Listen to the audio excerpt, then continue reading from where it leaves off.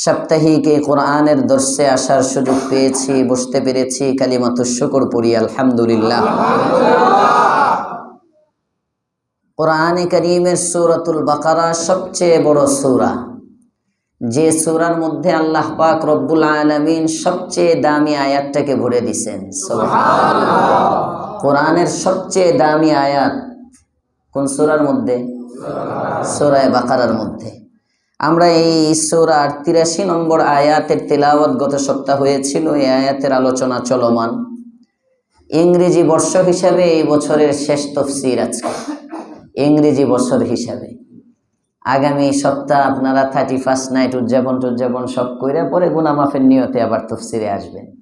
মানে এনে তো আইলে আল্লাহ মাফ করে দেয়। হ্যাঁ, অনেকে নিয়ত করছে রে। হ্যাঁ, আল্লাহ আল্লাহ, আল্লাহ কবুল করুক, বলেন আমিন। কোনটা কবুল করবে? 31 নাইট। গুনাহ মাফ নিয়ে যেন কবরে যাইতে পারি তার তৌফিক দেন, বলেন আমিন। একটা বছর আমাদের জিন্দেগি থেকে ঝরে যাইতেছে, জুমাতেও ইঙ্গিত দিয়েছি। এখন আর 31 নাইট উদযাপন করা লাগবে না, এটা যদি এখনো ওয়াজ করতে হয়। বাকি করা দরকার, কারণ প্রতি বছর কিছু নতুন নতুন মুসল্লি তো আসে। আমি না 10 বছরের খতিব, বাকি মুসল্লি তো আপ ডাউন হয়। এলাকার মধ্যে কিছু নতুন ঢুকে, কিছু পুরাতন যায়। হ্যাঁ, এমন তো না যে মুসল্লি এরাই আছে, কমেও না বাড়েও না, মরেও না যেতেও না, এমন তো না। অনেক মানুষ চলে যায়, এটা পৃথিবীর নিজাম। আবার নতুন কিছু সাথী এড হয়। এখানে একটা প্রশ্ন আসছে, হযরত ঈমান ও আকীদার মানদণ্ডে বর্ষবরণ পদ্ধতি কেমন হবে? প্রথমত, মুমিনের কোনো বর্ষবরণ টরণ নাই, মনে থাকবে ইনশাআল্লাহ। কোনো উদযাপন দিবস কেন্দ্রিক কোনো কিছু এটা মুমিনের জিন্দেগিতে নাই। আল্লাহর রাসূল সাল্লাল্লাহু আলাইহি ওয়াসাল্লাম কোনো বর্ষকে বিদায়ও দেন নাই, কোনো বর্ষকে টাইনাও আনেন নাই। বছর বছরের জায়গায়, আমি আমার জায়গায়, আমি আমার জায়গায়, আমার আমল স্বাভাবিকভাবে চলতে থাকবে। বাকি এতটুকুন ইহসাস তারা যখন বর্ষকে টাইনা আনে, এই সময়তে এই শিক্ষাটা দেওয়া যে ভাই এটা তো টানার না, যদি কিছু করতেই হয় তওবা করো। তার অর্থ এই না বছরের শেষ জুমার মধ্যে তওবা করতে হবে, বছরের শেষ তাফসীরের মধ্যে তওবা করতে হবে। এটা কোরআন সুন্নাহ ভিত্তিক কর্মসূচি, এমন কিছু না। বছরের শেষ দিনে তওবা করতে হবে না, তওবা তো মুমিন সব সময় করবে, ঠিক না বেঠি? মুমিনের জিন্দেগি সব সময় আমল নামাকে এতটা পাক সাফ রাখবে, এই মুহূর্তে যদি আজরাইল আসে আমি লাব্বাইক বললে যেন ডাইরেক্ট জান্নাতে যাই। এটা হলো মুমিনের জীবন, এটা মুমিনের জিন্দেগি। মুমিনের জিন্দেগিতে আমল নামায় গুনাহ নিয়ে মুমিন ঘুমাইতেই পারে না। সাহাবায়ে কেরাম গুনাহ করতেন না, মাহফুজ ছিলেন গুনাহ থেকে।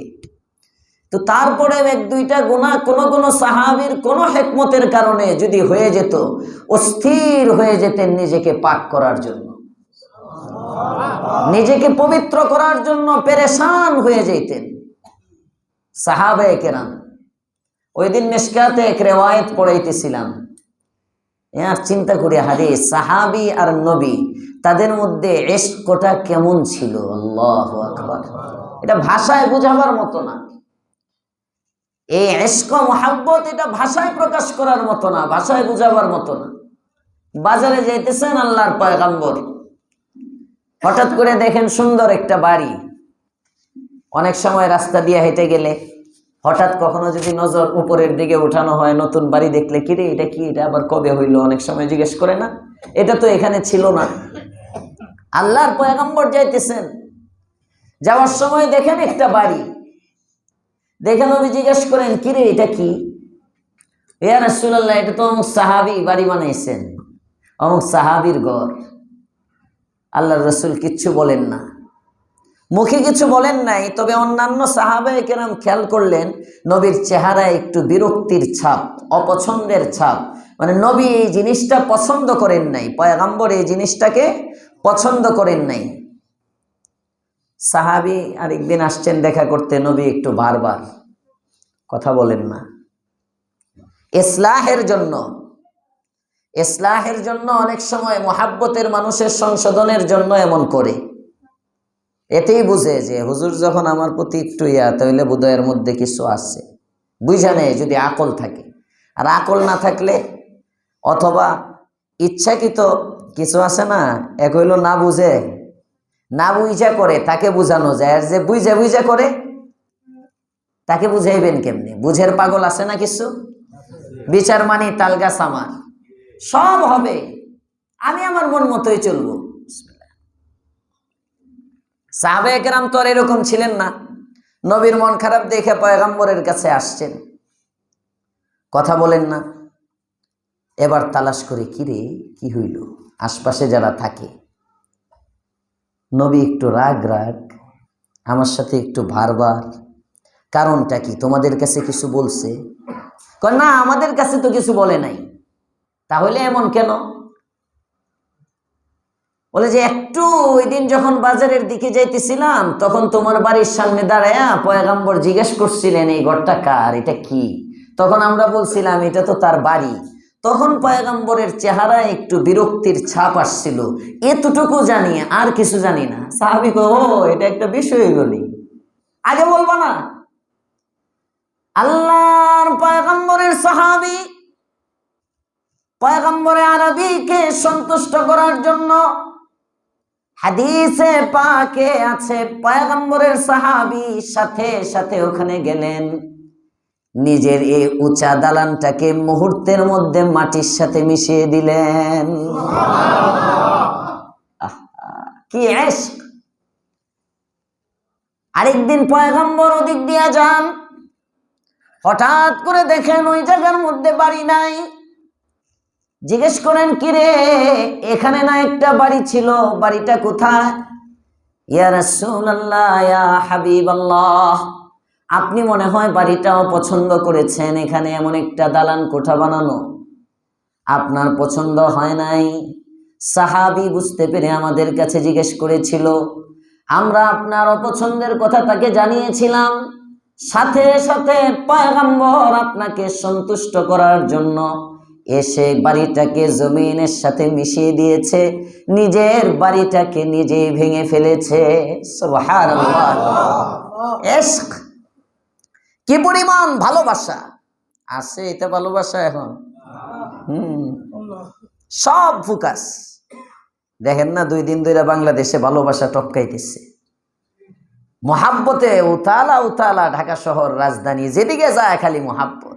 এদের নামাজ কই আল্লাহ ভালো জানে, কথা কন না কেন? কোথায় এদের নামাজ? এই যে এত মানুষ নামাজ না পড়ে নামাজের সময় বাকিরে বসে থাকে,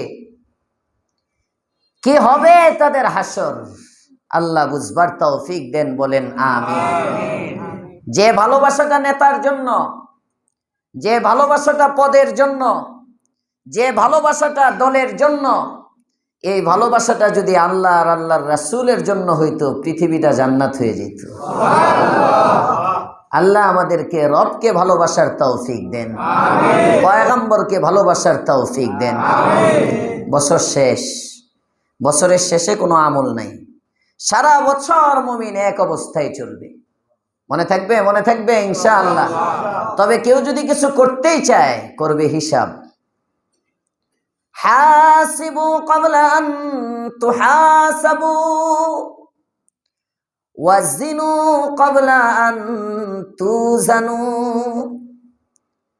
হিসাব এমন একটা আমল, হিসাব এমন একটা আমল, হিসাবের দ্বারা শুধু দুনিয়ার উন্নতি হয় না, না, হিসাবের দ্বারা বান্দা আখিরাতের অগ্রগতি হয়।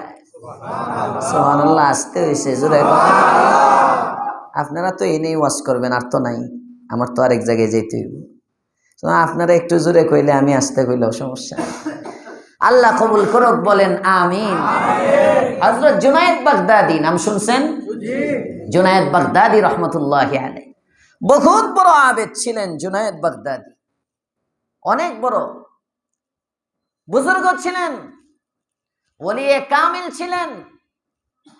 হযরত জুনায়েদ বাগদাদীর কাছে এক মুরিদ গিয়ে একটা পাখি হাদিয়ে দিছে জুনায়েদ বাগদাদীকে। পাখি খাঁচার মধ্যে, ময়না পাখি, টিয়া পাখি, বিভিন্ন পাখি আছে না, কথা বলতে পারে এমন পাখি আছে না কিছু, পাখি হাদিয়ে দিছে। তো জুনায়েদ বাগদাদী রহমতুল্লাহ আলাইহি রাতের বেলা পাখি রাখছেন।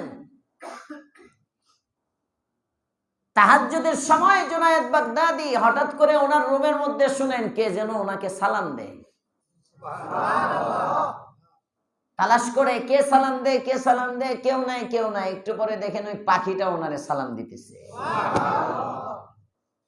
পাখির কথা বুঝতেন এমন একজন ব্যক্তি ছিলেন হযরত জুনায়েদ বাগদাদী রাহমাতুল্লাহ আলাইহি। কিছু পাখি আছে এমনি কথা বলে, এটিরে শিখায় বলতে হয়, আর কিছু পাখি না, নিজের থেকে বলে, আর এটা আল্লাহ ওয়ালারা বুঝে, এটা মিন কারামাতিল আউলিয়া। সুবহানাল্লাহ। বুখারীর মধ্যে riwayat আসছে, গরু কথা কয়, গরুর কথা বুঝে। বাঘে কথা বলে, বাঘের কথা সাহাবী বুঝে। সুবহানাল্লাহ।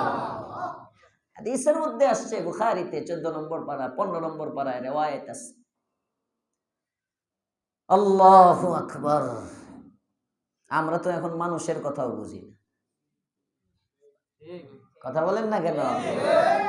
হুজুর কি বুঝাইতে চায় বুঝে না, নেতায় কি বুঝাইতে চায় বুঝে না, প্রজায় কি বুঝাইতে চায় রাজায় বুঝে না। কথা বলেন ঠিক না বেঠিক?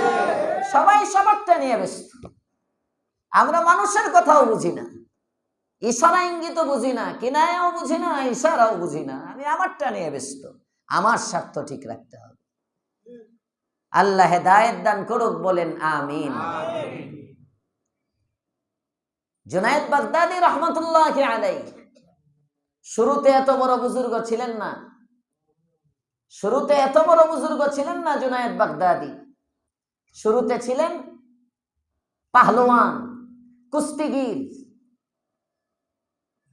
ফালাইয়া দিব, ফালাইয়া বাস টাকা কামানি, যারে নিচে ফালাইতে পারবে জিতবো, জিতলে কিছু পুরস্কার পাবে, এটা ছিল তার ব্যবসা। কুস্তি নড়ত।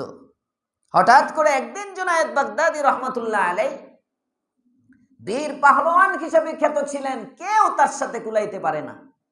জারি ধরে আসার মাইরা ফালাইয়া দেয় নিচে, 1 2 3, আর উড়ে না, নিচেই থাকে বুকের উপরে। বাস, জুনায়েদ বিজয়ী। হঠাৎ করে একদিন বাদশা ঘোষণা করলো, জুনায়েদ বাগদাদীকে যে পরাজিত করতে পারবে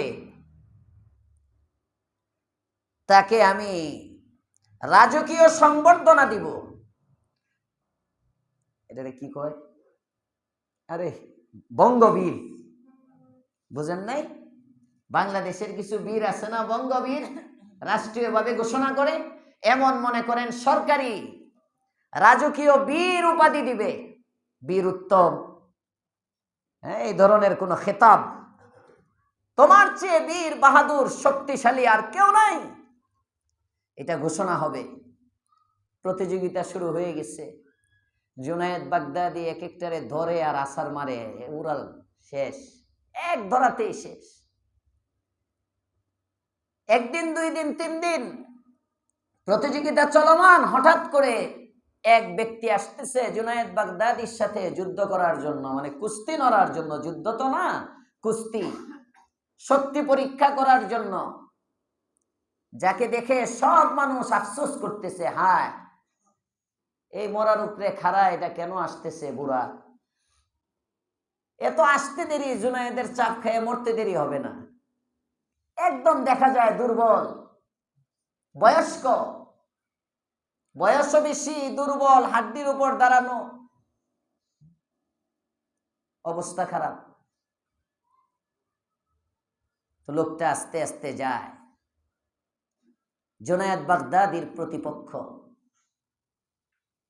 কাছে কাছে গিয়ে জুনায়েদ বাগদাদীর কানে কানে কি যেন বলে। কুস্তি শুরু হয়ে গেছে, একটু পরে দেখা যায় জুনায়েদ নিচে, ওই লোকটা উপরে।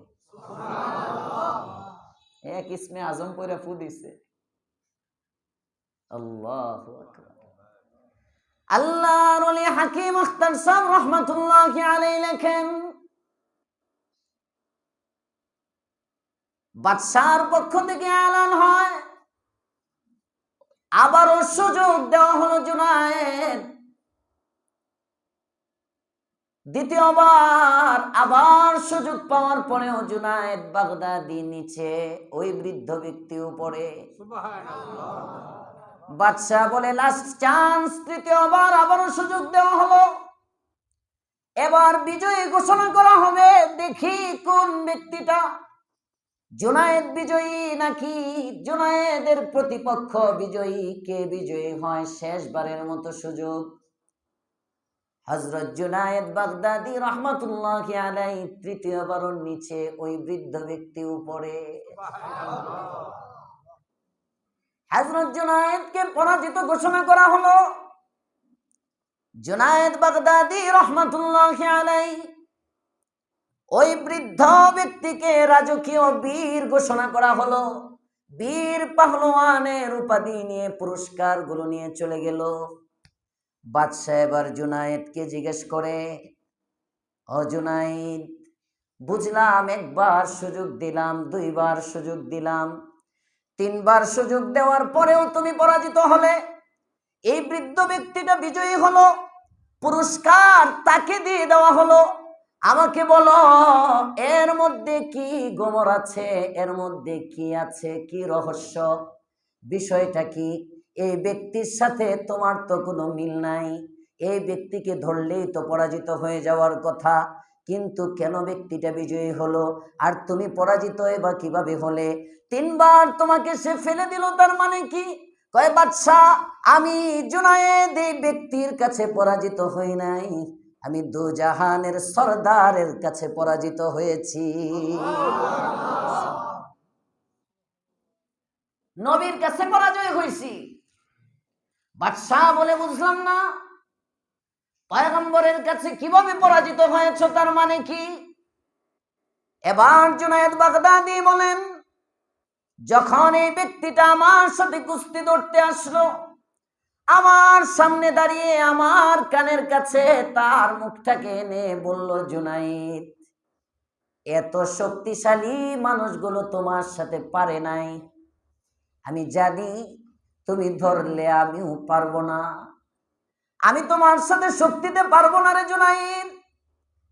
কিন্তু আমার পেটের দিকে তাকায় দেখো, 7 দিন হয়ে যায় আমার পেটের মধ্যে খাবার নাই, আমার ঘরের মধ্যে মানুষগুলো উপবাস, চুলার মধ্যে কোনো আগুন নাই।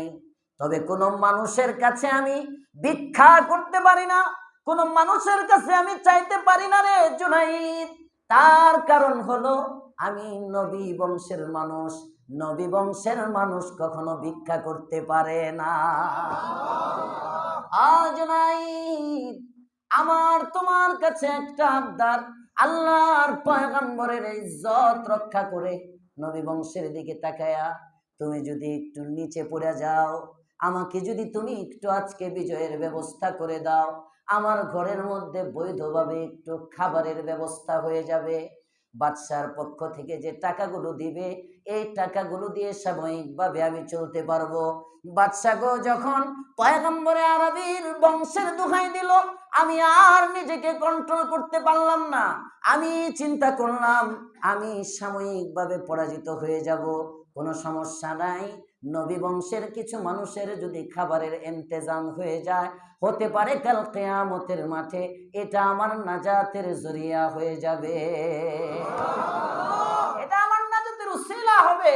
এজন্য আমি পরাজয়ের বান করে নিচে পড়ে গেছি, তাকে বিজয় দিয়ে দিচ্ছি।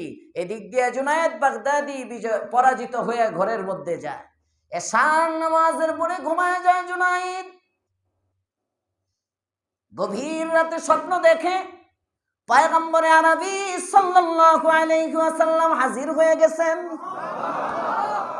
ডাক দিয়ে বলে, রে জুনায়েদ, আর কত পাগলামি করবি? আর কুস্তি লড়া দরকার নাই। আমার বংশের একজন ব্যক্তিকে ইজ্জত করার কারণে রে জুনায়েদ আমি ঘোষণা করে দিলাম, আল্লাহ তাআলার দফতরে ওলিদের খাতায় তোর নাম আল্লাহ উঠায় নিছেন। নবী বংশের ইজ্জতের কারণে তোকে ওলি বানাইছেন। ওই জুনায়েদ বাগদাদি পাহলওয়ান থেকে আল্লাহর ওলি হইছেন। 30 বছর পর্যন্ত তাহাজ্জুদ মিস নাই। আসরের নামাজের আগের এবং এশার নামাজের আগের সুন্নত মিস নাই। আরো আসতে কোন সুবহানাল্লাহ।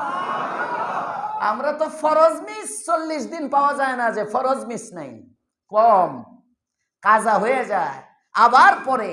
কথা বলেন না কেন? 30 বছর পর্যন্ত আসরের আগের সুন্নত, সুন্নতে জায়েদা, সুন্নতে মুআক্কাদা না, এশার আগের 4 রাকাত সুন্নত, সুন্নতে জায়েদা, সুন্নতে মুআক্কাদা না, মিস নাই। এত বড় বুজুর্গ বলি এ কামেল, ওনাকে একজন জিজ্ঞেস করেন, জুনাইদ আল্লাহর ওলি, আপনাকে যে আল্লাহ তাআলা এত বড় করছেন, হাজার হাজার লক্ষ লক্ষ মুরিদ আপনার, আপনি বাগদাদের জামে মসজিদের মধ্যে খুতবা দেন, আপনার বয়ান শোনার জন্য হাজার হাজার শ্রোতা জমা হয়ে যায়, লক্ষ লক্ষ মানুষ চলে আসে আপনার কাছে মুরিদ হওয়ার জন্য। ও জুনাইদ, কোন আমলের কারণে আল্লাহ আপনাকে এত বড় বানাইছেন? এটা আমার বলা উদ্দেশ্য। হযরত জুনায়েদ বাগদাদী রাহমাতুল্লাহি আলাইহি বলেন, যে আমলের কারণে আল্লাহ পাক রব্বুল আলামিন আমাকে এত দামি বানাইছেন, এত মর্যাদাবান বানিয়েছেন, ওই আমলটা হলো মুহাসাবার আমল। আমি প্রতিদিন রাতে ঘুমানোর সময় হিসাব করি, আমার আমল নামায় গুনার পরিমাণ কমলো নি, নেকির পরিমাণ বাড়লো নি। একটা আমল আমি প্রতিদিন করি। আমি রাত্রে শোয়ার সময় মুহাসাবা করি, সপ্তাহে আমি আমার জীবনের হিসাব করি, মাসে আমি আমার জীবনের হিসাব করি। আমার হিসাবের খাতা আছে, দৈনন্দিন হিসাব আছে, সাপ্তাহিক হিসাব আছে, মাসিক হিসাব আছে, বাৎসরিক হিসাব আছে। আমার আমল দিন দিন বাড়তেছে না কমতেছে? কারণ আল্লাহর পয়গম্বর বলেন, যে মুমিনের আগের দিনের আমল আর পরের দিনের আমল বরাবর হলো, একটু বাড়লো না, ওই মুমিন কোনো কল্যাণের কাজ করলো না। কারণ মুমিন মানে আগের দিনের চেয়ে পরের দিন একটু বাড়বে। সুবহানাল্লাহ। আমরার বাড়ে চিন্তা করে পারলে কমে। হঠাৎ একটু জজবা, শুক্রবারের আমল একরকম, শনিবারে আর একটু কম, চার্জ কমে তো, রবিবার দিন আর একটু কম, ঠিক না বেঠি? সপ্তাহের মাঝে নামাজ নাই, আবার যখন শুক্রবার আসতে থাকে আবার একটু ধরে, আপ ডাউন করে। আর মুমিনের আমল সব সময় বাড়ে। সুবহানাল্লাহ। এজন্য আমল বাড়াবো তো ইনশাআল্লাহ। আমল বাড়বে মুহাসাবার দ্বারা, হিসাবের দ্বারা। নিজের দাম বাড়বে মুহাসাবা, বছর শেষে মুহাসাবার সময়, হিসাবের সময়। আমার যে 365টা দিন চলে গেল আমল নামার থেকে, কেমনে গেল? এই 365 দিন কিভাবে কাটাইলাম? সামনে আর একটা বছরে আমি ঢুকতেছি, এই বছরে আমার করণীয় কি? হায়াত তো নেয়ামত, হায়াত তো নেয়ামত, কিন্তু এই হায়াত নামক নেয়ামতকে আমি কিভাবে কাটাচ্ছি? হেলায় খেলায় না আমলে? এটা চিন্তা করার বিষয়। আল্লাহ আমাদেরকে চিন্তা করে আমল করার তৌফিক দান করেন, বলেন আমিন। আমল করব কি? কিছু আমলের তালিকা আল্লাহ তাআলা নিজেই দিয়ে দিয়েছেন। তেলাওয়াতকৃত আয়াতের মধ্যে বনি ইসরাইলকে দিয়েছিলেন। বনি ইসরাইল তো এখন নাই, এই আমলগুলো কোরআনের মধ্যে আল্লাহ তাআলা আমাদেরকেও দিলেন। সুবহানাল্লাহ। 1 নম্বর আমল, লা তা'বুদুনা ইল্লাল্লাহ। কষ্ট হইতেছে আপনাদের? লা তা'বুদুনা ইল্লাল্লাহ। 1 নম্বর আমল, গোলামি করব কার? আল্লাহ। আরো আস্তে, আল্লাহ। এবার জোরে কোন তো, আল্লাহ। মাশাআল্লাহ। আল্লাহর নামটা মুখ বইরা, পুরাটা মুখ ব্যবহার করে বলবেন আল্লাহ, আল্লাহ। কি মজা! আল্লাহ, আল্লাহ। আমি যেমনি কই টেস্ট করেন, বলেন আল্লাহ, আল্লাহ। আর এখন বলেন আল্লাহ, আল্লাহ। আগেরটা মিঠা না পরেরটা? আল্লাহু আকবার। এই আল্লাহ বলে পুরা মুখের শূন্যটা পুরা কইরা আল্লাহ বলবেন, দেখবেন মনে কি যে ঠান্ডা আর মিষ্টি। আল্লাহু আকবার। আল্লাহ আমাদেরকে তৌফিক দান করেন। কিছু জিকির করবেন, লা ইলাহা ইল্লাল্লাহ, ইল্লাল্লাহ না, ইল্লাল্লাহ, ইল্লাল্লাহ, ইল্লাল্লাহ, ইল্লাল্লাহ। আগে দিলাম কেন? জিকিরের লেগে জিকিরের সময় চা জীবনে খাইছি কোনোদিন? কারো করে তুমি কান্দে। অনেক বক্তা আছে জিকিরে লাগাই দিয়ে চা খায়। 10 বছরে দেখছেন কোনোদিন জিকিরের সময় চা খাইতে? জিকিরের বেইজ্জতি করা। এমন হচ্ছে হুজুর যখন জিকির করাইতেছে একটু সাফাকে দিয়ে দিই। ওই যে বাজারের বক্তাদেরকে দেখে, লা ইলাহা ইল্লাল্লাহ, লা ইলাহা ইল্লাল্লাহ, লা ইলাহা ইল্লাল্লাহ, লা ইলাহা ইল্লাল্লাহ। মুহাব্বতে লা ইলাহা ইল্লাল্লাহ, লা ইলাহা ইল্লাল্লাহ। সবাই লা ইলাহা ইল্লাল্লাহ, লা ইলাহা ইল্লাল্লাহ, মুহাম্মাদুর রাসূলুল্লাহ। পড়বেন ইনশাআল্লাহ, পড়বেন। পারলে 200 বার করে পড়েন। আমার শ্বশুর আব্বা বলতেন, যে ব্যক্তি 200 বার সকালবেলা তাহাজ্জুদের পরে 200 বার জিকির করবে, লা ইলাহা ইল্লাল্লাহ, লা ইলাহা ইল্লাল্লাহ। এই ইল্লাল্লাহ বলার সময় হালকা ধাক্কা দেওয়া, জরব বলে এটারে। এই জরব লাগায় যখন জিকির করবে, হ্যাঁ, जुरात है तो अफकार के दुनिया से गुजर जा, जुरात है तो अफकार की दुनिया से गुजर जा, है बहरे खुदी में अभी पोशीदा जजीरे, खुलते नहीं इस कुल्ज़ुम में खामोश के असरार, खुलते नहीं इस कुल्ज़ुम में खामोश के असरार, जब तक तो उसे दरबे कलीमी से न चीरे। এটাকে জরবে কালিম বলে। এই যে লা ইলাহা ইল্লাল্লাহ, লা ইলাহা ইল্লাল্লাহ, লা ইলাহা ইল্লাল্লাহ।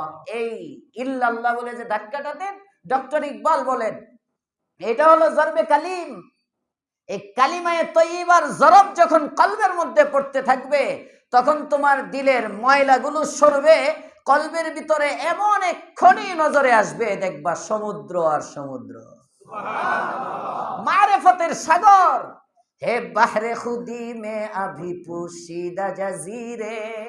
এখানে গিয়ে দেখবেন এই ছোট্ট একটা কলব, এর মধ্যে সাগর, ওই সাগরের মধ্যে আবার দ্বীপ আর দ্বীপ। সুবহানাল্লাহ। এটার ভিতরে পুরা দুনিয়া নজরে আসবে। সুবহানাল্লাহ।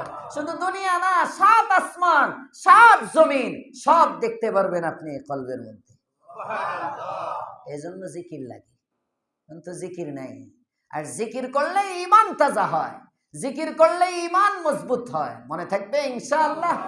আল্লাহ তৌফিক দান করেন, বলেন আমিন। প্রতিদিন পারলে কিছু জিকির করবেন, তাহলে গুনাহের খাহেশাত মিটবে, ইবাদতের আগ্রহ জন্মাবে, ঈমান পুরাতন হয়।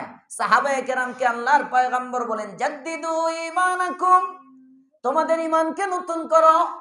সাহাবায়ে কেরাম বলেন, কাইফা নুজাদ্দিদু ঈমানানা ইয়া রাসূলুল্লাহ, ওগো আল্লাহর পয়গম্বর, ঈমান আবার নতুন করে কিভাবে? ঈমানকে কেমনে নতুন করে? কাপড় ময়লা হলো, কাপড় ধুইলাম, ধুলাইয়া দিলাম, পুরান কাপড় নতুনের মতো দেখা যায়, ঠিক না বেঠি? ঘর ময়লা হয়ে গেল, ঘরের মধ্যে রং লাগাইলাম, পুরান বাড়ি নতুন বানানো যায়, কিন্তু ঈমান আবার নতুন করে কিভাবে? কাইফা নুজাদ্দিদু ঈমানানা ইয়া রাসূলুল্লাহ, ওগো আল্লাহর পয়গম্বর, ঈমানকে আমরা কিভাবে নতুন করব?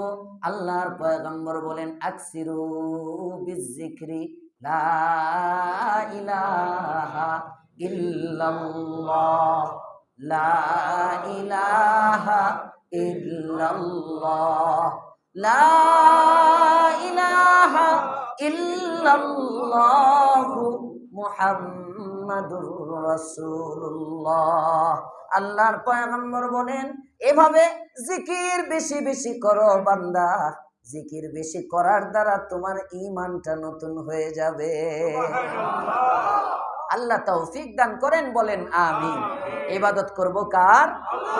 আল্লাহর ইবাদত করব। আল্লাহ বলেন, লা তা'বুদুনা ইল্লাল্লাহ, এই আমি আল্লাহ ছাড়া কারো ইবাদত করবি না।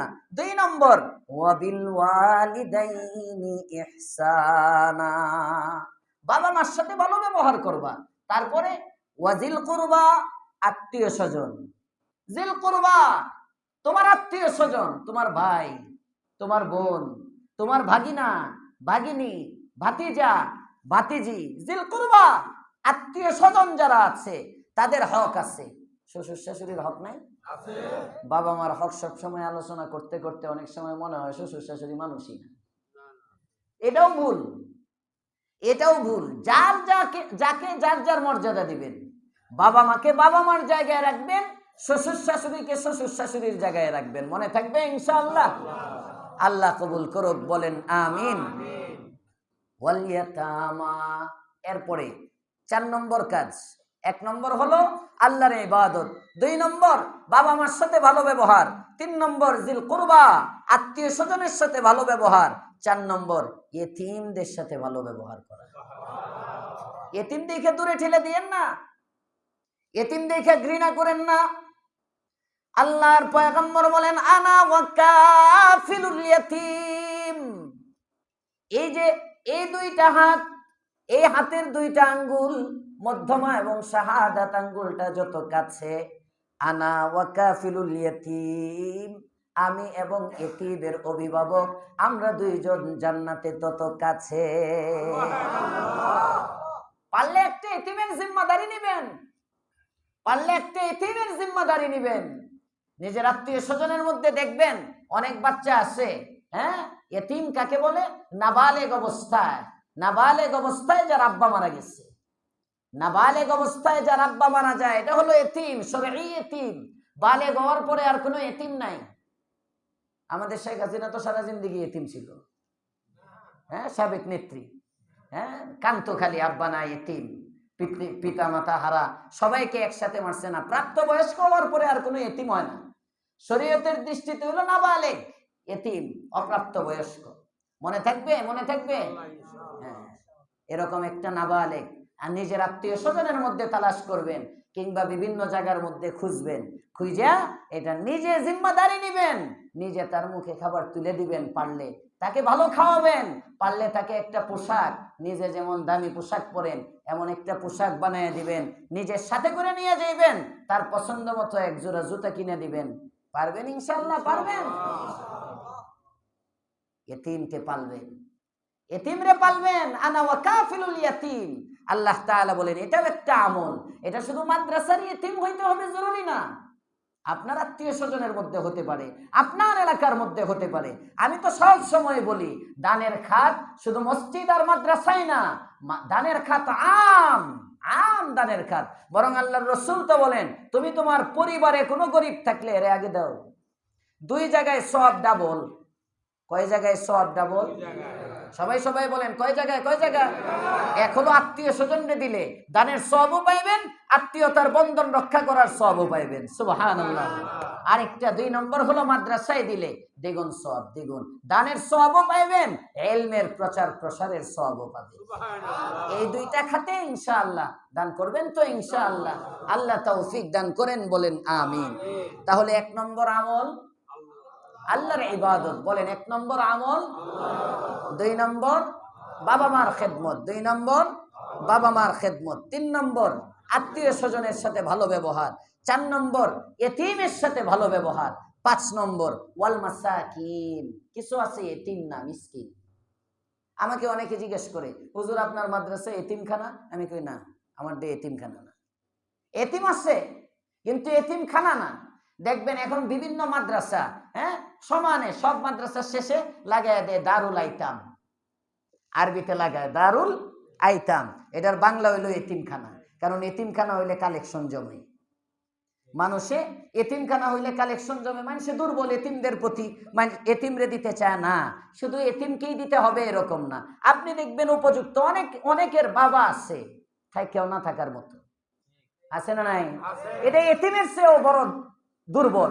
অনেকের বাবা মারা যায় কিন্তু অনেক সম্পদ রেখে যায়, সে শরীয়তের দৃষ্টিতে এতিম, কিন্তু তার বাবা মারা যাওয়ার পরে সে নাবালেগ, তার জন্য যাকাত খাওয়া জায়েজ নাই। বুঝতেছেন মাসআলা? বুঝতেছেন?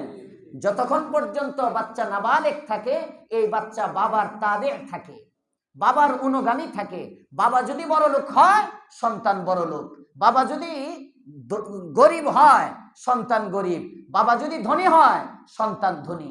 যতক্ষণ নাবালেগ থাকে, অপ্রাপ্তবয়স্ক থাকে, আর প্রাপ্তবয়স্ক হওয়ার পরে সন্তান সন্তানের হুকুমে। বাবা ধনী হলেও, ধনী বাবা কিন্তু সন্তানকে কোনো সম্পদ লিখে দেয় নাই, এ ফকির ছেলে।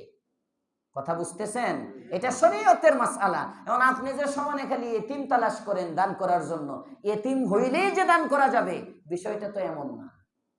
এতিম হওয়ার পরে যদি তার বাবার সম্পদ থাকে, সে যদি বিত্তশালী পরিবারের সন্তান থাকে, এতিম হওয়ার পরেও তাকে দেওয়া জায়েজ নাই, তাকে দান করা যাবে না। আপনি এতিম মনে করে দিয়ে দিলেন, আপনার তো দানের 12টা বেজে যাবে। মিসকিন প্রাপ্তবয়স্ক। মিসকিন কাকে বলে? প্রাপ্তবয়স্ক কিন্তু দুর্বল।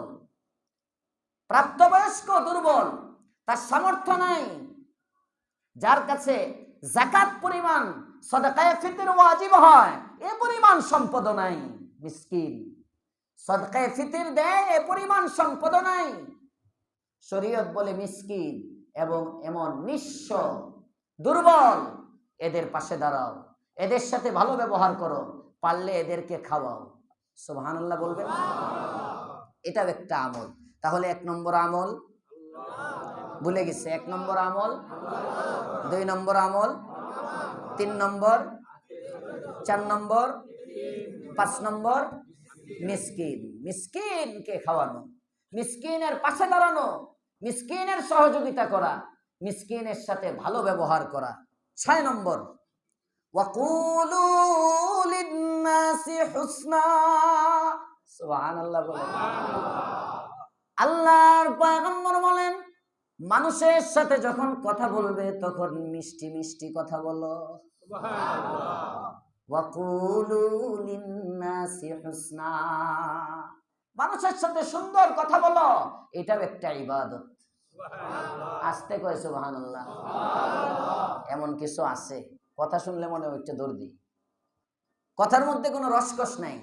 মোবাইলগুলো বন্ধ করে দেন, কথার মধ্যে কোনো রসকস নাই না। ওয়াকুলু লিন-নাসি হুসনা, আবার মিথ্যাটারে রং লাগায় মিঠা করো না। হুসনা এটার ব্যাখ্যা কি? যেখানে যা দরকার সেখানে তা বলো, যেখানে যা দরকার সেখানে তা বলো, এটাই মিঠা কথা। কারণ অনেক সময় তিতাটা এটাও মিঠা। কথা বলেন না কেন? উচিত কথা তো তিতাই, উচিত কথা তিতা। আল্লাহর রাসূল বলেন, আল্লাহর রাসূলের সাহাবী হযরত আবু যর গিফারি বলেন, আল্লাহর পয়গম্বর আমার হাত, আমারানি খলিলি বিসাবঈন, আমার বন্ধু আমাকে 7টা আদেশ করছেন। সুবহানাল্লাহ। আমারানি খলিলি, আমার বন্ধু আমাকে 7টা উপদেশ দিয়েছেন। তার মধ্যে একটা হলো, ও আবু যর, সর্বদা হক কথা বলবা, ওয়া ইন কানা মুররান, যদিও এটা তিতা হয়। হক অনেকে হজম করতে পারে না, অনেক সময় হজম করতে পারে না। ওদিন গেলাম মিরপুর এক মাহফিলের মধ্যে, কবে যেন রে, 16 ডিসেম্বর। 16 ডিসেম্বরে আমার 2টা প্রোগ্রাম। এশার নামাজের পরে বয়ান হলো মিরপুর 1 নম্বরের এদিক দিয়ে, 2 নম্বরের ভিতর দিয়ে, যে হার্ট ফাউন্ডেশন, ন্যাশনাল হার্ট ফাউন্ডেশনের পাশ দিয়ে যে রাস্তাটা ঢুকছে, ওদিক দিয়ে গিয়ে আবার 60 ফিট না কয় ফিট, 60 ফিট আছে। ওই 60 ফিটের রাস্তার উপরেই ইসলামী ব্যাংক আছে একটা, ওখানে রাস্তার পিছনে মাহফিল করছে, এটা একটা মাদ্রাসার মাহফিল। ওই জায়গায় গেলাম, তো আমি তো স্বাভাবিকভাবে কথা বলি। আমার কথা দেখলাম এক মুরব্বী বৈশা খুব আগ্রহের সাথে বয়ান শুনতেছে, খুব আগ্রহের সাথেই শুনতেছে। প্রথম যখন আমি জিজ্ঞেস করলাম আপনাদের কোনো সমস্যা নাই তো, উনিও নাড়াটাড়া দিচ্ছে যে না সমস্যা নাই, আগ্রহের সাথেই শুনতেছে। তো আমি কথা প্রসঙ্গে বলতে বলতে আমি বললাম যে বাতিল কখনো কাদিয়ানির রূপে আসে, কখনো সাদিয়ানির রূপে আসে, কখনো শিয়াদের রূপে আসে, কখনো মওদুদীদের রূপে আসে। মওদুদীর রূপ কইতেই বেটা খার হয়ে গেছে। পরে বুঝলাম আমি জামাত ইসলাম করে। উনি দাঁড়ায় তো চাইছে পরিবেশ নষ্ট করবো এ করবো বাকি মানে হ্যাঁ কোনো দাম পায়নি। একা একা মোস্তফা তো একা কতক্ষণ ইয়া করছে। পরে গিয়ে ভলান্টিয়ারদেরকে বলতে মানে চাইছিল তার পক্ষে আরো 2-3 জন নিতে পারে কিনা, একটা বেড়াচেরা লাগানো যায় কিনা। কিন্তু পরে দেখলো আমি ওই সময় আরেকটু স্বাভাবিকভাবে বলতেছিলাম তো, চিকনা চাকনা মানুষ স্বাভাবিকভাবে যখন কথা কয় তখন অতটা দাম দম দেয় না। পরে একটু চেতে গেছি আমি বলছি এটা 5ই আগস্টের পরের বাংলাদেশ, এখন কাউকে আগে 17 বছরই আমরা গণি নাই, এখন তো গণার সময়ই নাই। এটা যখন কিছু মানুষ ঠিক কইছে পরে দিয়ে বুড়া গেছে। বাহারহাল আমি যেটা বললাম হক কথা তিতা কথা, বলেন ঠিক না বেঠিক? বিএনপির গায়ে যদি বিএনপির কথা লাগে তাহলে জ্বলে। আওয়ামী লীগ খুব ভালো হুজুর, কিন্তু যখন দেখে তার উপর পড়ে তখন তারও জ্বলে। জামাত ইসলাম বলবে হুজুর ভালো, কিন্তু যদি দেখে 1-2টা ওইদিকে যায় তখন তারও জ্বলে। হক তিতা যার গায়ে পড়বে। সাহাবায়ে কেরাম খুঁজতেন দেখি আমার কোনো দোষ আছে কিনা, আর আমরা এখন বয়ানে বৈশাখ খুঁজি অন্যের কোনো দোষ আছে কিনা। এটা হলো সাহাবী আর আমাদের মধ্যে পার্থক্য, যে কারণে আরেকজনেরটা তালাশ করে তো হঠাৎ যখন নিজের গায়ে পড়ে কি হলো এটিএম বোমটা কোন দিয়ে এলো, তিতা। এই তিতাটা এই তিতার চিন্তা করে এখন হুজুর যদি চিন্তা করে যে ঠিক আছে সবাইরে আমার খুশি রাখতে হবে, তাহলে তো আর ওয়াজি খুঁজে পাওয়া যাবে না। ঠিক না বেঠি? এজন্য ওয়াকুলু লিন্নাসি হুসনা, কুলু লিন্নাসি হুসনার ব্যাখ্যা মুফাসসিরিন কেরাম লেখেন আইল আমরু বিল মারুফ, সুন্দর সুন্দর কথা মানে মানুষকে ভালো কাজের উপদেশ দাও। সুবহানাল্লাহ। সুন্দর কথার অর্থ হলো ভালো কথা বলো। ভাই চলেন না নামাজ পড়েন, ভাই চলেন না তাবলীগে সময় দেন না 3 দিন, সামনে ইজতেমা আসতেছে, কত সময় তো কত দিকে যান, চলেন না মাঠের মধ্যে 3 দিন, সারা আলম থেকে উলামায়ে কেরাম আসবে, চলেন না 3 দিনের জন্য যাই, ওখানে গিয়ে থাকি, বড়দের কথা শুনি, একটু উলামাদের সোহবতের মধ্যে বসি। খারাপ কথা না ভালো কথা? সবাই বলেন খারাপ কথা না ভালো কথা? ওয়াকুলু লিন্নাসি হুসনা। মেয়ে পর্দা করে না, মেয়েকে একটু বুঝান, মারে তুই যদি বোরকাটা না পরস আমি কিন্তু দায়ুস, তোর আব্বা যদি এই মুহূর্তে মারা যায় কেউ তোর আব্বারে জান্নাতে নিতে পারবে না। মা তুমি আমার মেয়ে হয়ে তুমি কি চাও তোমার বাবা আগুনে জ্বলুক? তুমি কি চাও? বেগম রে বলেন বেগম তোমার জন্য আমার সব, এত কষ্ট আমি তোমার জন্য করি। নবীর হাদিস সাক্ষী, নবী বলছেন আদ-দায়ুস লা ইয়াদখুলুল জান্নাহ, দায়ুস কখনো জান্নাতে যায় না। সাহাবায়ে কেরাম বলেন দায়ুস কে ইয়া রাসূলুল্লাহ? আল্লাহর পয়গম্বর বলেন যে পুরুষের অধীনে নারী আছে, ওই নারী পর্দা করে না, পুরুষ ওই নারীকে পর্দায় উঠাইতে পারলো না, ওই পুরুষটা হলো দায়ুস। সবাই বললেন না যে নাউজুবিল্লাহ? দায়ুস কি নারী না পুরুষ? সবাই বলেন দায়ুস কে নারী না পুরুষ? পুরুষ দায়ুস। আমরা অনেক সময় বলি দায়ুস বেডি, দায়ুস বেডি, দায়ুস বেডি না দায়ুস বেডা। দায়ুস কে? বেটা। পুরুষে আপনার বোন আছে, আপনার বাবা নাই, আপনি ফ্যামিলির অভিভাবক, আপনার বোনটা পর্দা করে না, যুবতী মেয়ে পর্দা করে না, আপনি দায়ুস।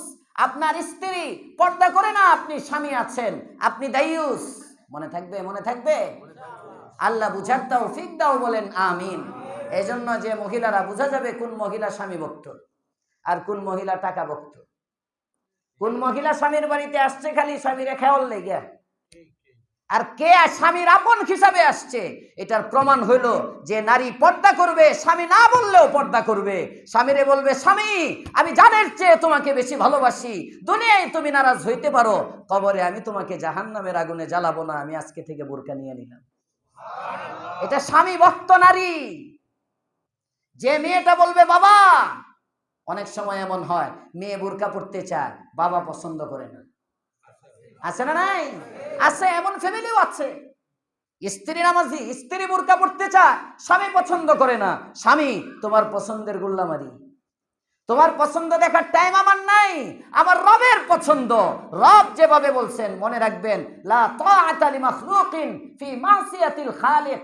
স্রষ্টাকে অসন্তুষ্ট করে সৃষ্টিকে সন্তুষ্ট করার কোনো বিধান নাই। মনে থাকবে, মনে থাকবে। হ্যাঁ, স্বামীর হুকুম মানা ওয়াজিব। কোন হুকুম? যেটা শরীয়তের মধ্যে পড়ে। সুবহানাল্লাহ। আগামী সপ্তাহ শরীয়তের ভিতরে যেটা, ওই হুকুম মানা ওয়াজিব।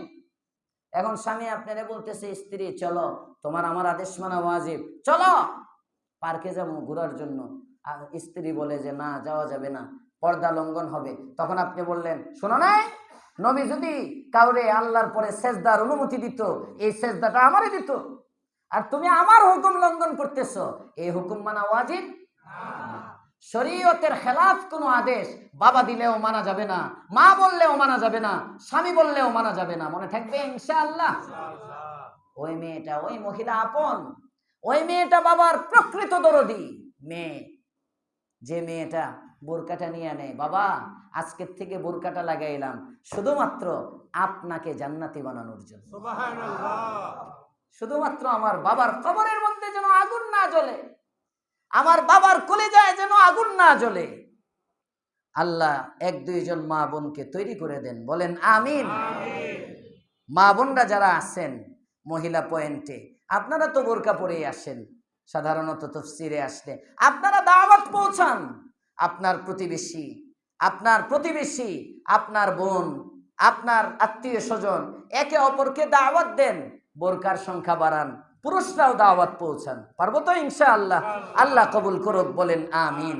এগুলো হলো কুলু লিন্নাসি হুসনা। ভালো কথার কোনো শেষ নাই।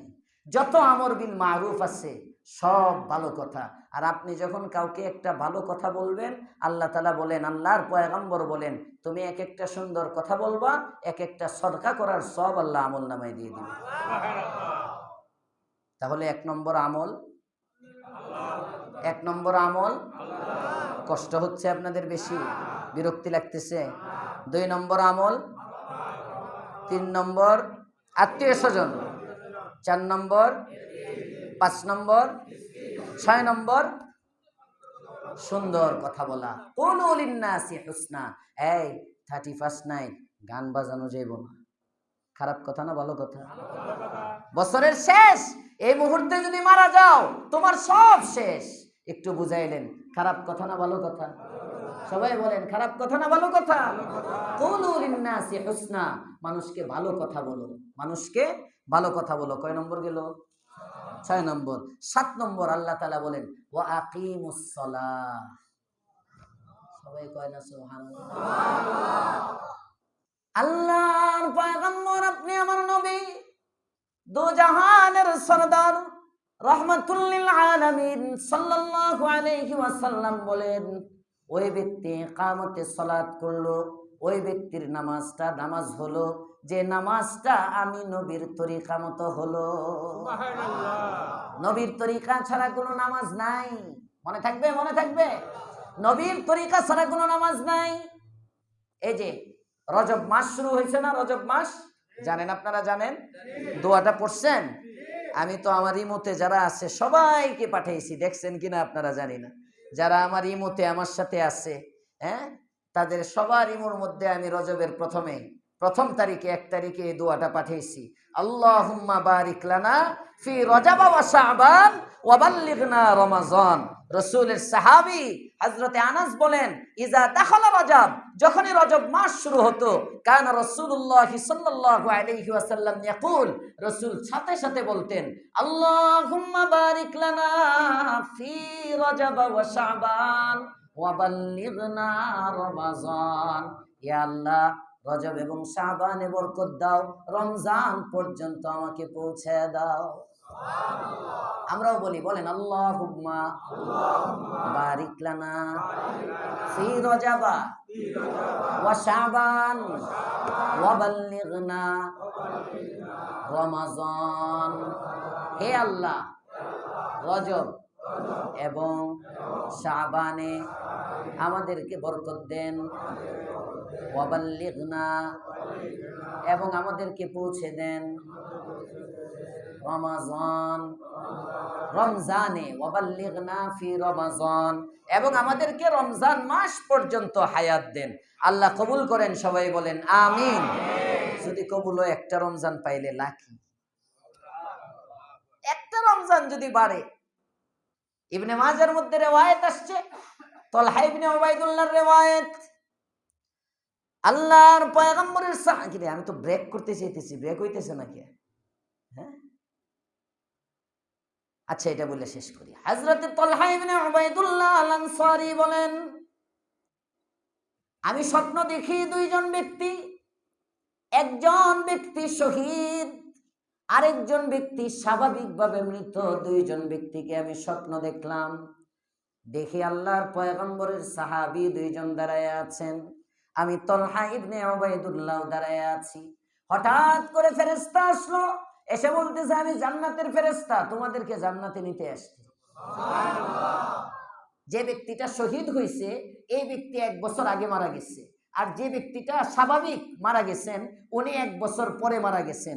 সাহাবী বলেন, তালহা ইবনে উবাইদুল্লাহ, আমি দেখি প্রথমে ফেরেশতা যে ব্যক্তিটা 1 বছর পরে স্বাভাবিক মৃত্যুবরণ করলো, এই ব্যক্তিটাকে জান্নাতে নিয়ে গেল। এরপরে একটু পরে আসলেন আয়েশা, এবার ওই যে শহীদ, 1 বছর আগের শহীদ, ওই শহীদকেও নিয়ে গেল। এরপরে একটু পরে আসছে তালহা ইবনে উবাইদুল্লাহ, কয় আমি পজিশন নিয়ে দাঁড়ায় রইছি, আমাদের নিব জান্নাতে। আয়েশা কয়, তোর এখনো সময় হয় নাই, তুই তো জিন্দা, মরছি নাই, তো জান্নাতে যাইবি কেমনে? আগে মর, পরে নিমুনে। সুবহানাল্লাহ। হযরত তালহা ইবনে উবাইদুল্লাহ বলেন, এবার আমার ঘুম ভেঙে গেল। ঘুমের পরে আমি চিন্তা করতেছি, কিরে, শহীদের মর্যাদা না অনেক বেশি, শহীদ হলে না আগে জান্নাতে যাবে।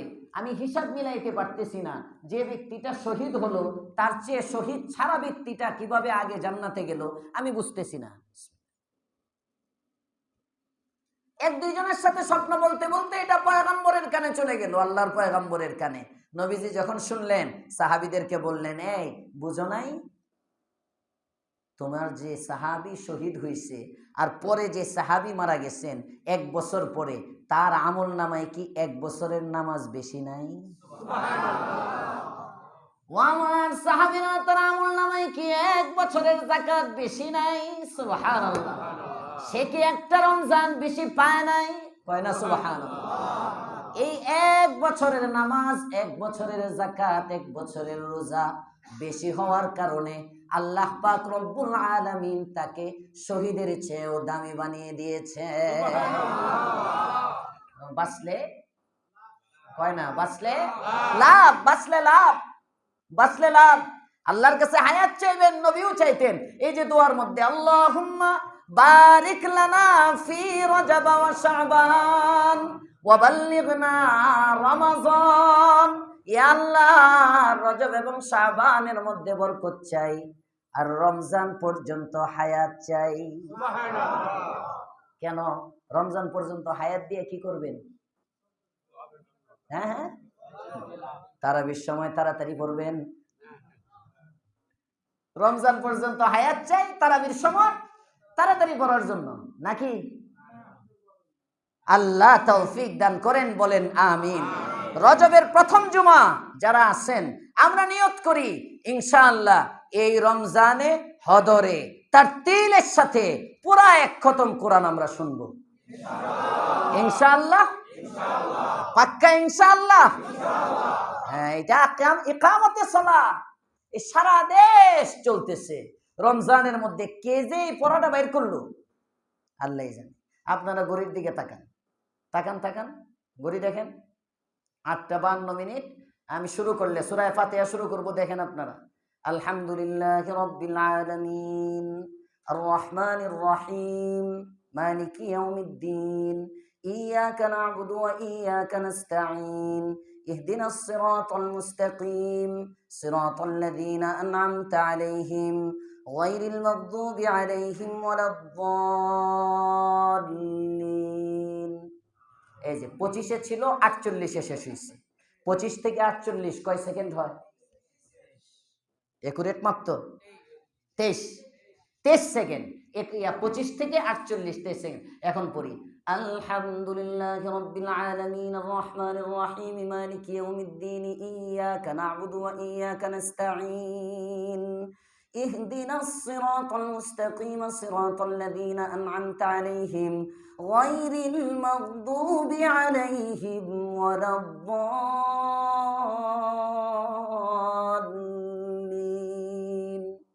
কততে হয়েছে? হ্যাঁ, 26-এ শেষ হয়েছে। কয় সেকেন্ড? 23 সেকেন্ড। সমান না কম বেশি হইল? সমান। কিন্তু আমরা ফ্যাশন বানায় নিছি তারাবি মানে তাড়াতাড়ি। এই ফ্যাশন থেকে সরতে হবে। এই মসজিদের মধ্যে এই রমজানে ইনশাআল্লাহ কোনো তাড়াতাড়ি হবে না। ইমাম সাহেব তো আছে, 2 মাস আগে কইয়া দিলাম। সূরা ফাতিহা একসাথে 2 আয়াত পড়লে নামাজের পিছনে কান দিয়ে আমি পরে শুরু করব। যে হুজুর আপনিও তো পড়ছেন আগে। হ্যাঁ পড়ছি। বদলাইতে হবে তো আপনাদেরকে আস্তে আস্তে। গত বছর একবার চালু করছিলাম, একদিন আসতে পড়ছি, পরে দেখি আমার ছাত্র একটাই পরে আসতে, ইমাম সাহেব হুজুর পরে পরে আবার চিন্তা করলাম কেউ ইমাম সাহেব কইব যে কি রে ইমাম সাহেব, বাস পরে আমিও 2 দিন জুড়ে পড়ছি, তাড়াতাড়ি পড়ছি। হ্যাঁ, যাতে করে ইমাম আর খতিব মিল থাকে। ইমাম আর খতিবের মধ্যে কোনো, এই জন্য আজকে 2 মাস আগে জানাই দিলাম এই মসজিদের মধ্যে কোন সূরায় কোন মুসল্লি থাকবো না থাকবো এটা গোনার সময় নেই। যার মন চায় পড়বেন এখানে, যার মন চায় যেখানে তাড়াতাড়ি হয় ওখানে যাইবেন। এই মসজিদে একেবারে মাসআলা মুতাবিক এই বছর থেকে তারাবি হবে। প্রস্তুত ইনশাআল্লাহ?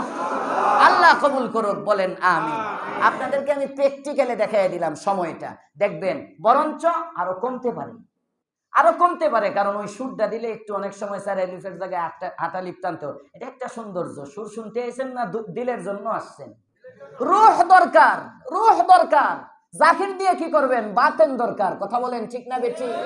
এজন্য আমরা একে অপরকে দাওয়াত দিব আমাদের এই মসজিদে, আকিমুস সালাহ, যেভাবে যে নামাজ দরকার ইনশাআল্লাহ সেইভাবে সেই নামাজ হবে। ঠিক আছে তো ইনশাআল্লাহ? সেক্টরের অনেক মসজিদে চালু হয়ে গেছে, এ তাড়াতাড়ির যুগ নাই। অনেক মসজিদে আলহামদুলিল্লাহ, গুলশানের দিকে অনেক মসজিদে অনেক বড় লোকরা নামাজ পড়ে। অনেক মসজিদের মধ্যে তারা তাড়াতাড়ি হাফেজে পড়লে হাফেজ বাদ দিয়ে দেয়। আমার কাছে খবর আছে, ধানমন্ডিতে আছে, গুলশানে আছে, সেক্টরে অনেক মসজিদে চালু হয়েছে। আমরা পিছিয়ে থাকবো না আগায় থাকবো? আমরা ইনশাআল্লাহ রমজানে এই তাড়াতাড়ি না, এরপরেও মাঝে মাঝে যদি বেশি হইলে হুজুর 5-10 মিনিট লাগতে পারে বেশি, এর আহামরি ব্যবধান তো হবে না। মূলত তারাবির মাসআলাটা এরকম। মূলত তারাবির মাসআলা কি জানেন? আমাদের কষ্ট হয় কেন? 8 রাকাত পড়া বাগে কেন জানেন? গত বছর বলছিলাম একবার, 8 রাকাত পড়া বাগার কারণ হইল এরা এই যে ফরজ নামাজের থেকে যে শুরু করে আর রেস্ট নাই।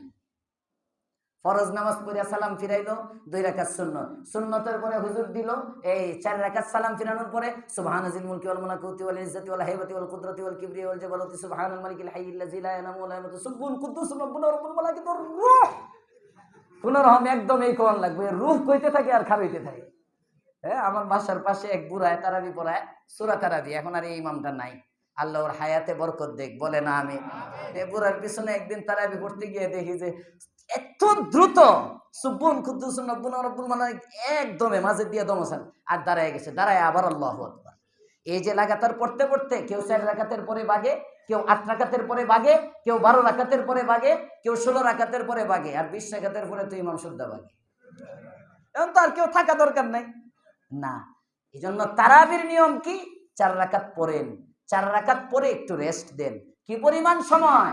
ফুকাহায়ে কেরাম বলে 4 রাকাত পড়তে যে পরিমাণ সময়, এ পরিমাণ সময় রেস্ট দাও। সুবহানাল্লাহ বললেন না যে সবাই?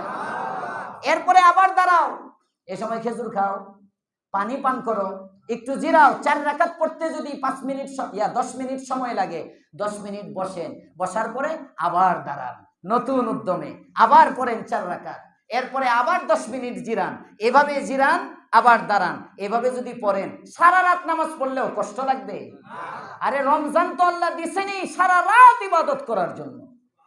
রমজানে কোনো কাম নাই, রমজানে ব্যবসা নাই, রমজানে চাকরি নাই, রমজানে এক কাজ, দিনের বেলা রোজা রাখো, রাত্রে বেলা নামাজ পড়ো, এটাই রমজান।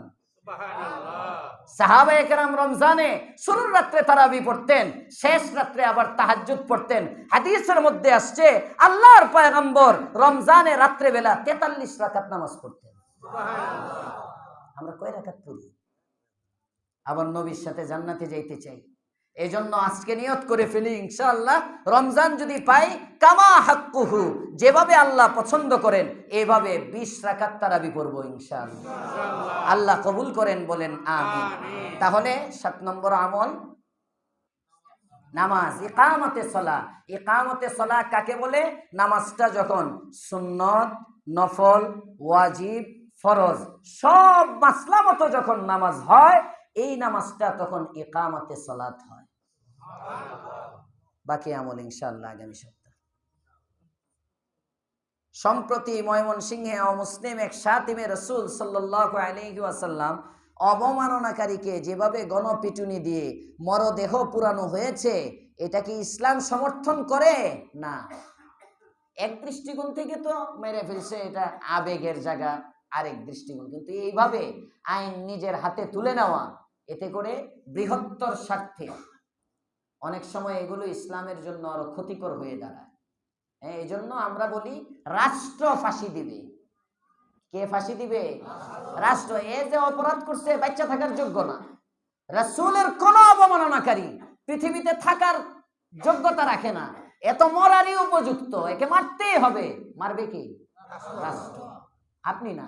আপনি যদি সবাই এরকম সবাই আইন হাতে তুলে নেয়, দেশে বিশৃঙ্খলা হবে। দেশে এই যে চলতেছে 1-1.5 বছর পর্যন্ত দেখেন না কি এক উশৃঙ্খল পরিস্থিতি, আদব কায়দা সব উঠে যেতেছে, শালীনতা সব উঠে যেতেছে। এক একটা স্লোগান দেয় রক্ত গরম করার জন্য। মনে হয় এগুলো কি ভার্সিটির পোলাপান না রাস্তার পোলাপান, আমার বুঝে আসে না। রাস্তার টোকাইদের ভাষাও এর চেয়ে সুন্দর হয়।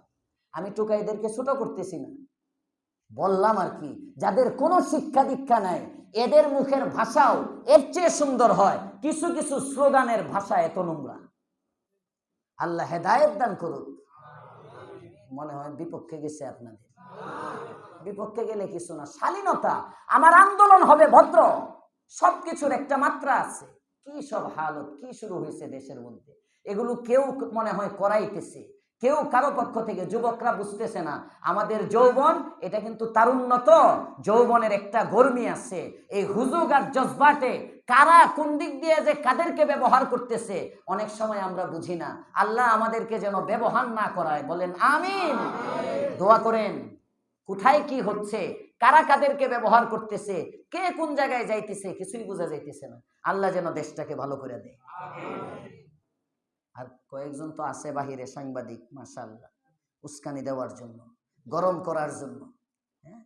এত ভারতের বিরোধী, এত ভারতের আধিপত্যের বিরোধী যুবক, এখানেও কেউ যদি থাকেন পিনাকি দাদার ভক্ত, আপনাকে আমি বলছি, আপনি ঠান্ডা মাথায় চিন্তা করেন, এত ভারত বিরোধী মুসলমান হয় না কে? কথা বলেন না কেন? এত ভারত বিরোধী কালিমা পড়ে না কেন? মুসলমান হয় না কেন? হিন্দু ও উফরে উফরে হাফেজ আগার ওয়াসলে খাহি সুন্নাহ সুন্নাহ খাসে আম বা মুসলমান আল্লাহ আল্লাহ বাম রামমন রাম রাম। আরো 2 মাস আগে বলছিলাম বুতের মুখে রাম রাম, পিনাকির মুখে আল্লাহ না। দেশ শেষ।